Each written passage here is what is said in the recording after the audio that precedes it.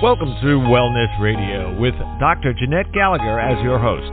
Her show discusses topics of health, wellness, and spirituality, and is about discovering your place in this great universe, from your cells to the cosmos. Along with her guest, in casual conversation, she strives to ask the difficult questions that may be holding you back from a vibrant life, and shares new ideas that may inspire you to make a change in your life that you only can see in your dreams. And now, here is Dr. Jeanette-Gallagher. Good evening, everyone, and welcome to Wellness Radio. This is Dr. Jeanette-Gallagher, and it's a pleasure to have you with us here this evening. Tonight, we are going to take a soft journey into a novel. Oh, something to delight the mind, turn something over into our soul and our spirit, take us on a journey and say, oh, that's so exciting. And still for others say, ooh, I find parts of myself in there which I haven't even recognized. And let's see where this character takes us. What is our soul and our spirit life all about? How do we manipulate and navigate? And perhaps how do we take the story of what we feel inside and expose it into a human journey? What is the human journey about? We go to work, we process things, we get married, we have children, we have lovers, we have people who we like to engage with, we do things in business, and we find ourselves in so many different escapades called our life journey. Today my guest is Shea Rose. Her book is called CrackerJack, and it's an absolutely wonderful, delightful journey into a human experience. You go, whoa, that couldn't possibly happen. Oh, I find parts of myself in there. Or, oh, this is so exciting. I'm going to jump into the character's space. I'm going to enjoy this novel and this story and see where it takes me. That's the purpose of the book CrackerJack, and it's absolutely wonderful and delightful read.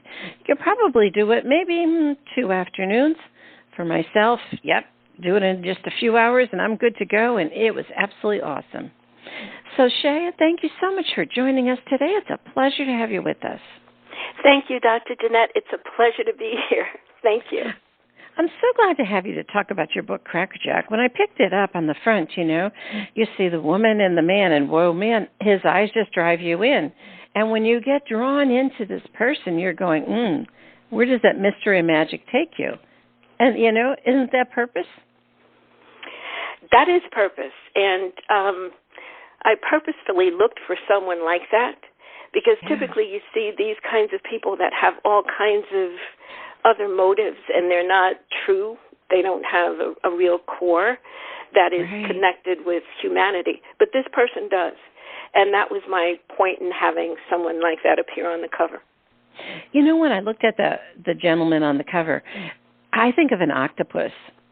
They have all of these tentacles, and they manipulate the people around them, all for the sole purpose of keeping the octopus still alive, They attach to people, places, things, to outcomes, to things to be able to say, how can I feed self? And surely I think that that's really what we're talking about is these type people, how do they manipulate the world around them?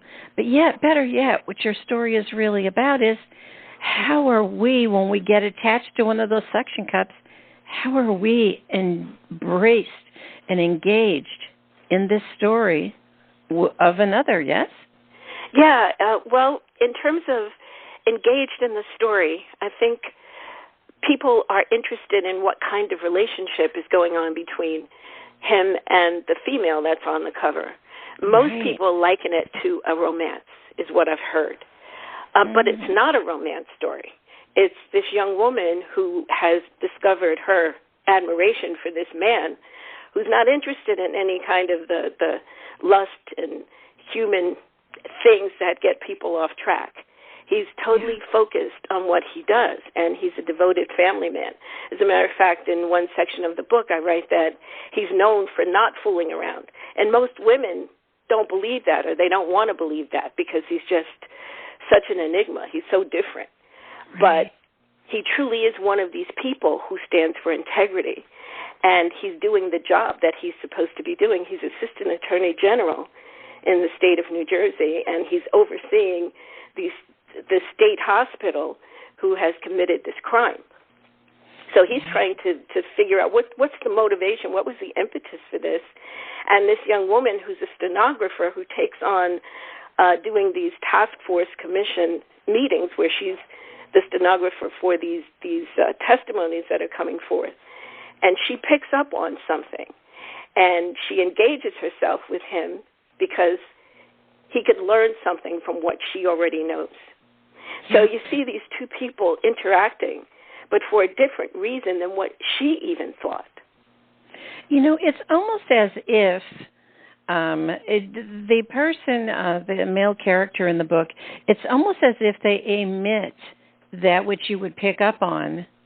It's sort of like, you know when you go by a bar and you can smell the liquor or you can smell the cigarette smoke and you're kind of enamored, and it's kind of like it touches your senses, and that's what draws you in.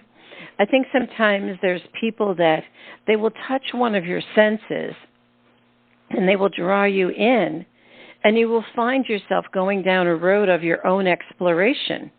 And that's truly what it's all about for her, is that she goes down this road and she finds out different things about herself. What is important to her, what's not important to her, what kind of boundaries can she step over?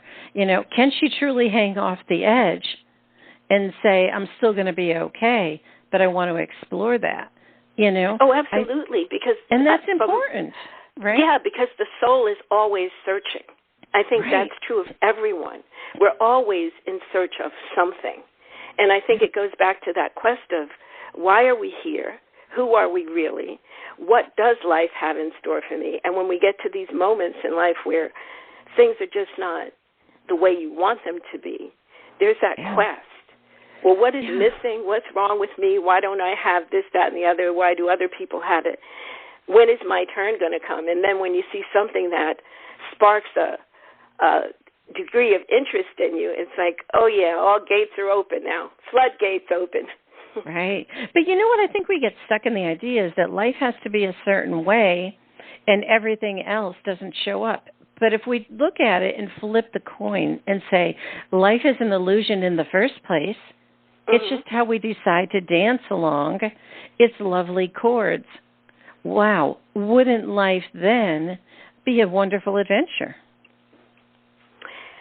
You would think so, but I don't know that we give it enough opportunity to do that. Right. And that's just the point, Yeah. And I think your character in the book truly does do that because, she even talks about Greta Garbo in the book. She talks about her friends. She talks about experiences and, just going out and looking at someone who's, we don't want to give away the story, but one of the men that she engages with, it was an illusion in the first place.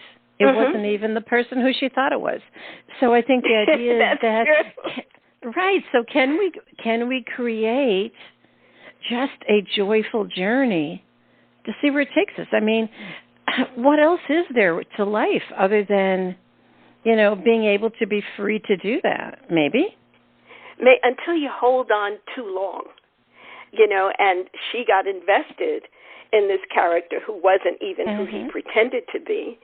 And then she got taken aback again. She got significantly hurt by that. But then again, that's life. We get involved with things that don't always suit our highest interest.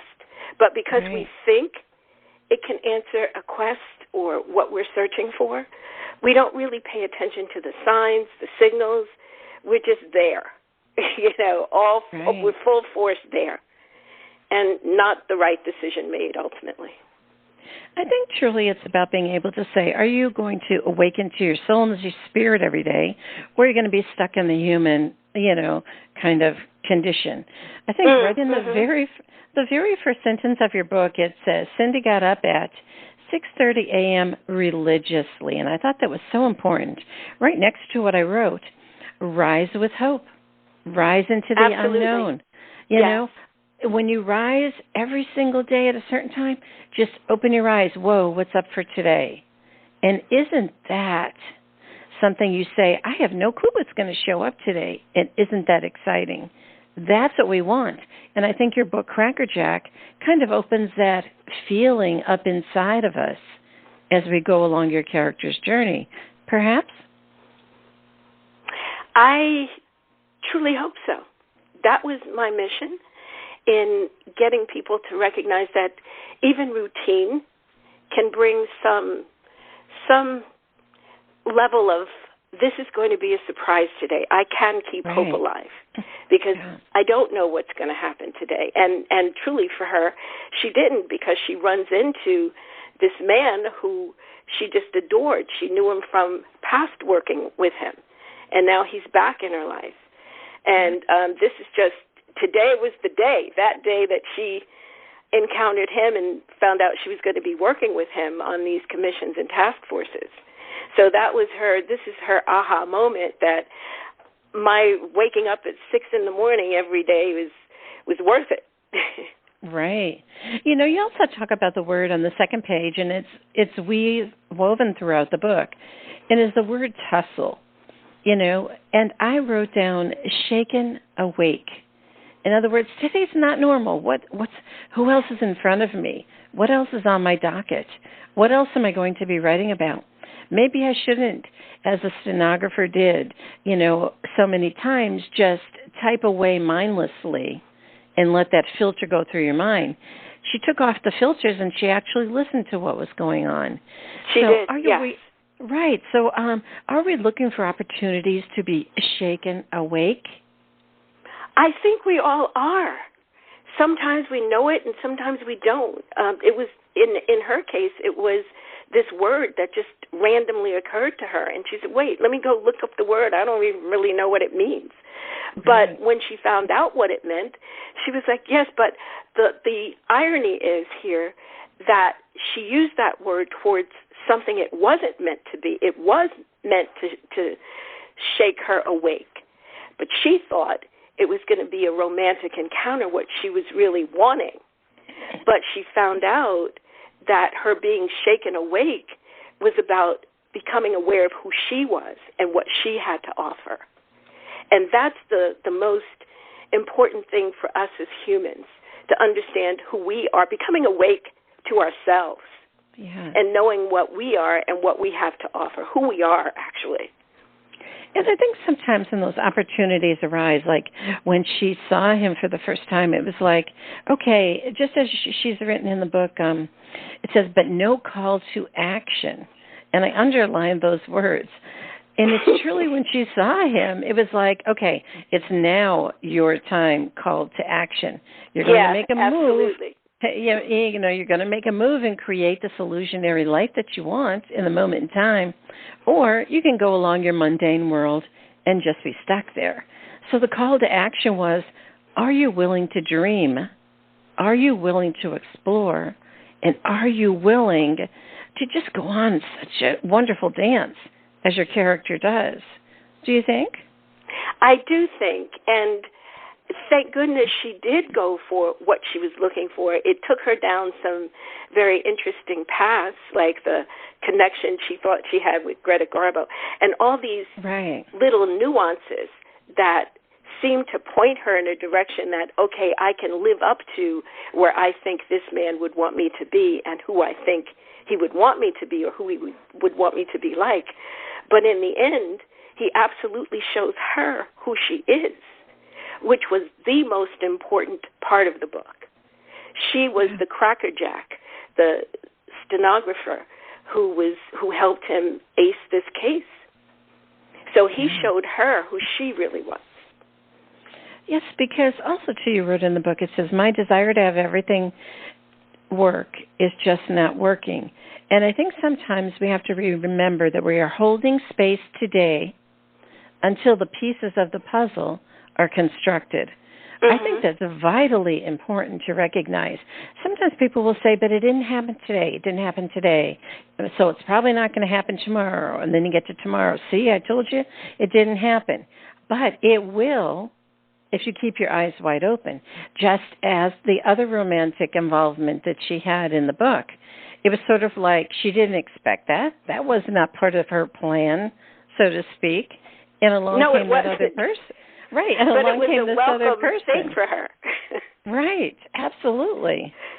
Yeah, I have been researching the 12 primary universal laws, and that has brought me so much enlightenment about life. And I don't think I could be in the same place that I was years ago without having gotten this kind of revelation about life, actually. Right. And I'm someone who's read the Bible twice, and I never really fully understood it until I did read these 12 primary universal laws. It brings so much more enlightenment to the parables that are in the Bible. And it shows that the Bible is not a religious thing. It is about enlightenment about life and this life journey that we're all on. So, I would just add that as something that's been working for me in my new quest. And I think that's so vitally important because a lot of times people will say, I hear about all this spiritual stuff or this awakening, and I'm kind of tired of being pushed down with dogma and everything. It's sort of like, how does it fit into my life? And I think novels really take us along that adventure. And I underlined in the book also, it says Cindy was viewing herself as being onto something. And I think that's important. When you're onto something, it's sort of like, what else is breathing new life into your day? What else is calling you saying, that sounds interesting. Take the leap. Explore it, find out more about it. Just as you say in the book, fight back. I'm ready. I'm ready to get up and be roused, I'm ready to get up and, wear something different to work. I'm ready to get up and say, no, I'm not going to go to the same lunch place every day, or, no, I'm not going to give you the answer that you want to hear. I have something else to say. And that's really shake, rockin', and rolling kind of idea. And I think that's what your character was about, right? Yes, she was definitely a bit of a shaker, mover. She wanted to make a difference. She was one of two other siblings she had. They didn't really get along, but she did help her sister who had an alcoholism problem. So she felt some conviction in that, and that helped to give her another sense of self-worth. And I think that's the other thing that, as people, we struggle with, not just self-actualization, but also self-worth. How about the idea of her character? She really knows that the person is already married and has children and is not wanting to be involved in a love relationship. However, do you think sometimes that the engagement, in other words, she was enamored, it kind of brought her close to this person to find out how this person ticks, to find out something different, and saying, is this a value? Is this something you're showing to other people? Is it real or is it a lie? Perhaps maybe we want to always see that. What is the real truth here? And what does that look like? Perhaps what does love look like? What does commitment look like? What does someone who really, truly is just doing their job look like? Maybe that's some of the things that we can explore. Those are all the characteristics that he had mastered. He knew what it looked like. He knew what being faithful, what being committed, what having values, what having integrity. He knew all of that. And he was the Assistant Attorney General in that book. And moving him on to Washington, D.C., in the sequel to that book, he just stood more and more in those convictions that he already had. And that, to me, is what life is about. That's when you've really mastered life, to be able to live in integrity, know who you are, and do what you do.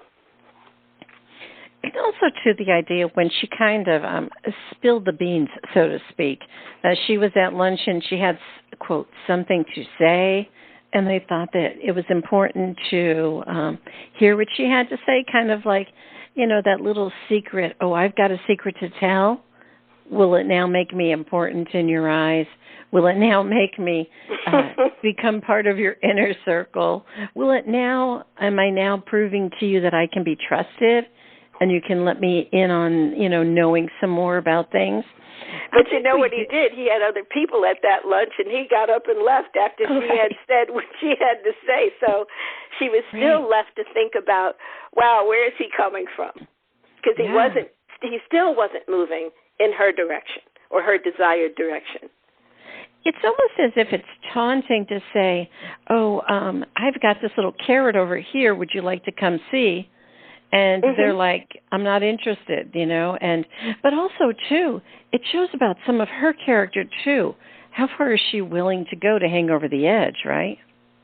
Well, she was willing to go pretty far, even after she got the idea to give him information that could ultimately benefit his investigation of this hospital. So she was willing to play the game. She wanted to go along with it. I think that was her, I'm going to explore this to the nth degree and find out how far my efforts can take me. But ultimately, they took her back to herself, which is the real, I think, charm of the book itself. That all of this stuff that she did to get to what she thought she really wanted only brought her back to what she really needed, which was to know who she was. Right, because it almost took her to the edge of selling her soul. I almost see it as, you're at that barter door. Which way are you going to go? Are you going to go up or are you going to go down? You know what I mean? And she kind of was at that barter door, and it was sort of, do I truly trust myself? Do I trust other people? Do I trust my mind? Or do I trust my heart? Maybe? Well, there's a parallel character there also, who's Lindy. Lindy worked for him as one of the deputy attorney generals.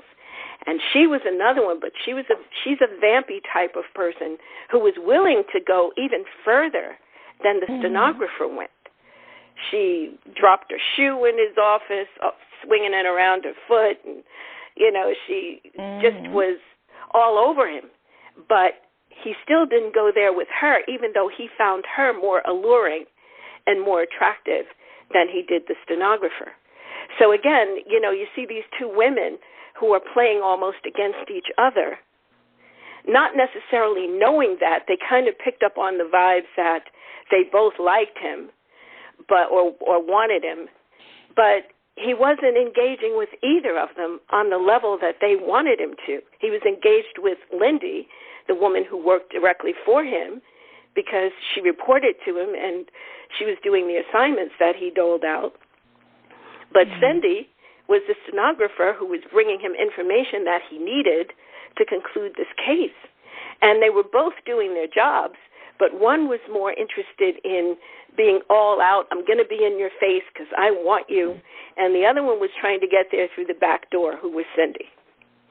You also wonder, too, Shea, is that the characters, the women that were kind of fueling his, they were fueling his aura. You like to think that, he really wasn't engaging with them, but in some way you can't be standing right in front of somebody and not feel it and not know it and not get some benefit from it. So in essence, I'm sure that he kept these people around to benefit from something from them.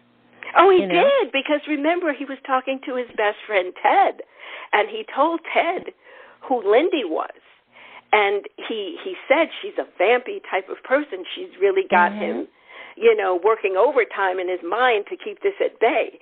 But still, again, his integrity came through. It's not that he wasn't stirred by at least the woman who was reporting to him. He just didn't have an attraction for Cindy. But he did for this woman who was working for him. So that was the one that he found more difficult to control himself with. But he still did. Yeah. And we don't want to give away the story, but also, to the cases that they were working on, it truly was about how can we create an illusion to be able to truly get what we want. Not just in, the love part where the stenographer was truly trying to get what she wanted, But also the case, the actual case itself. They were manipulating people, places, and things to fit a scenario to say, do you see it? Do you see it? It's the truth. So they took all of their illusions, put them all together, constructed a puzzle, and said, this is the truth, when it probably really wasn't. It was probably just a projection to be able to get what they wanted in the long run, right? Yes, yes. It was their own individual truths. Right. But the question becomes then, well, what is the ultimate truth? Right. Here's a question for you. What is truth anyway? That is a good question. You know, because I've spoken about truth for, over the decade on this radio show. And I said there really is no such thing as truth. Truth is just something I can stand today and see, oh, I see this in front of me. That's my perception. I say it's valid. I call it a truth and a belief. But in the next breath, it's gone. Because something else comes along. So, I hear you. Yeah, and you know so what? It's in essence, is not the human story and truth and beliefs in the right way and the way it's supposed to be, blah, blah, blah, blah, blah. Is not that all just a projection of our perception? I would say yes and no. Like I had mentioned, I've started dabbling in metaphysics. And there are truths. There are universal truths. Mm-hmm. And they can't be refuted by anyone. Just because we may not believe or accept something, it doesn't mean that it isn't. So I think we, as people, we have our own truths, things that work for us, and then there's the ultimate reality of things. They either are or they are not. And what I've learned from these 12 primary universal laws, that the things that are espoused in the Bible, the parables, those are where the real truths lie. Right. Even karma, I think, is a level of truth. And karma is not bad nor good. It simply is what you do, what you put out in the universe is going to come back to you. So whether it's good energy or negative energy, and negative energy is not bad energy. It's just something that resonates at a lower frequency than what people have ascribed to good or higher vibrating energy. It just is. So, yeah, there are truths. There are universal truths. And that has nothing to do with us in terms of human beings, whether we accept it or not. It's your choice. God gave us free will. Believe it or not. But it doesn't mean it does not exist as it is supposed to. Right. Because truly when you look at the character and about being able to do the cases, of course, anytime you have a case against a judge, or in your court or anything, or what it might be, or even just in an office and you're just hammering something out to find out the truth. The truth is it always needs validation. And the validation is up to someone to say, I believe that to be true. So there ends up being a whole lot of gods in the world, kind of so to speak. I believe that to be. Do you know what I mean? And then you end up serving what do I believe and what do you believe, and you seek out people with a similar beliefs. So in essence, your character, she was doing the job, and she kind of was hearing things, and she's going, this is right, that's not right, in her work. But yet she couldn't recognize it, or she heard it but didn't want to take on, is that in her love life he's married, he has children, but I want to do it anyway, kind of idea. So I think the idea is, are we open to exploring everything that comes our way within reason and say, I see that for what it is, and that's when you come back to your soul. Could be. And, I think that's an excellent observation or question. It depends on the person. But because we all have free will, we make the decision that feels most comfortable for us. Right, because your character, no matter how many times people told her certain things, she just couldn't believe them because it wasn't her truth. It wasn't her truth. Right. Yeah. And again, that's why I say there's the truth, And then there's one's own individual perspective and their own truth. But the two are exclusive. Yeah. You know, there is something that exists.